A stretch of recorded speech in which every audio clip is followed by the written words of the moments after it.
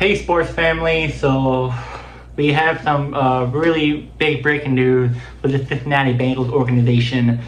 Joe Burrow is pretty much out for a while, and here is the detail for Joe Burrow's injury. So Joe Burrow's injury in Bengals offensive line context, since it pretty much plays a huge role into why he got injured.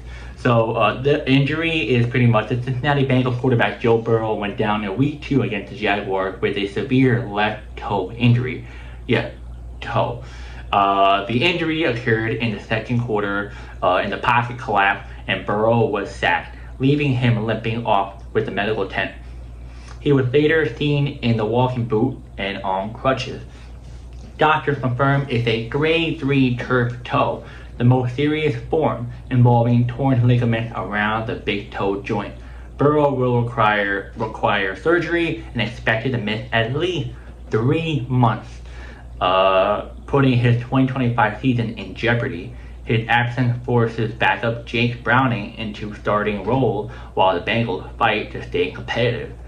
We're going to talk into more information about the offensive line because it's a big problem. The last 2 or 3 years, been a big problem. So the offensive line problem, Burrow's injury again highlights the Bengals' long-standing offensive line struggle. Interior weakness, guard play, and interior protection have been liability, allowing too much pressure up the middle.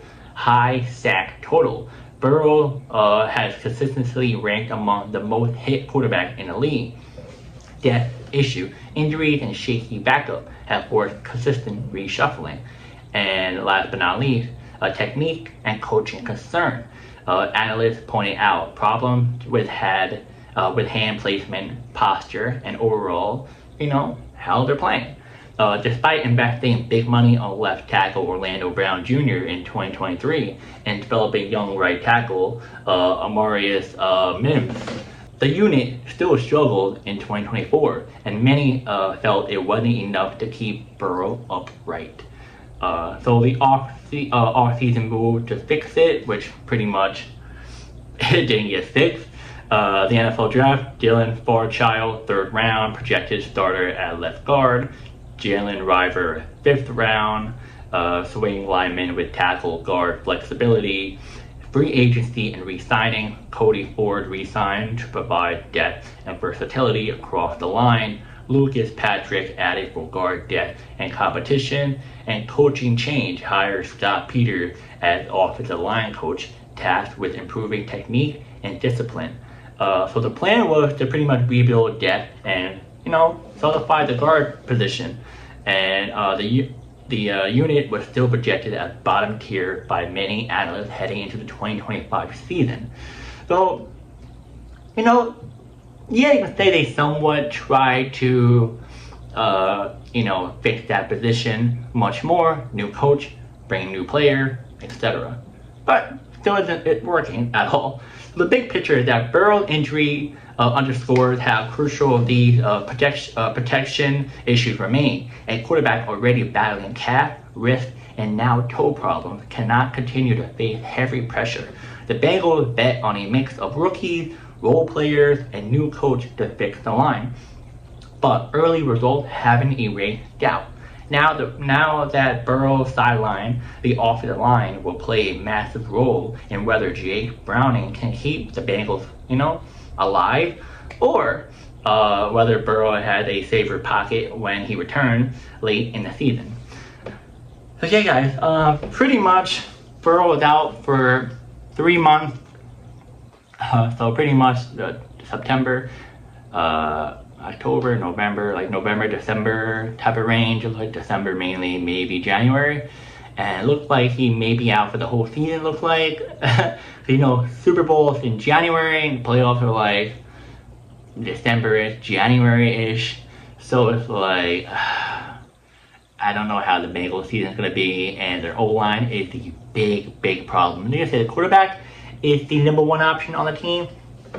O-line is the second option you need to focus on when building a team. And the Bengals, I don't even know what they're doing. They're just doing whatever they want. They're just bringing whoever. Man, I don't know what's wrong with the Ohio teams. Not the Buckeyes, they're good, but the Reds, they don't invest their money into the organization well. They don't really make the playoffs that much anymore.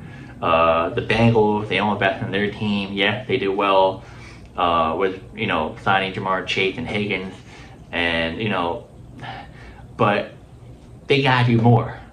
I know you're a small market team, but you have to do more for your team. I know Cincinnati's not a place that people want to go to.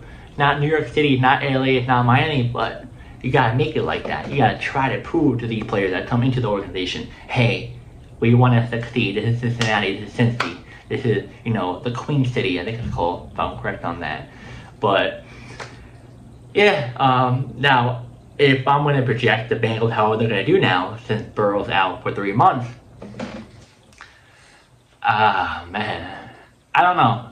I think that they're going to have a bad record overall. I mean, Jake Browning seemed like he's pretty, somewhat solid, but I can't trust the O-line.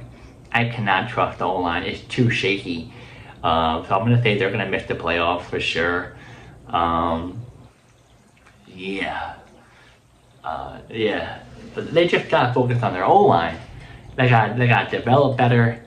They have to draft way better. Like, see if you get top 3 linemen, if that's the case, that can fit your organization. Not, oh, he's the best in the draft. You have to find a lineman that, he may not be the best lineman in the draft, but he fits your organization, and he may, be a dark horse lineman. But, yeah. So, guys, let me know in the comments. Do you think the Bengals are going to be making the playoffs when Joe Burrow's out for 3 months, or will they not make the playoffs? And do you think the O-line issue is the main problem for the team, or do you think it's a different position? Do you think it's coaching the problem, or do you think it's, wide receivers the problem, not getting open too much, that's why getting sacked much quickly? Let me know in the comments, and I'll see you guys next video.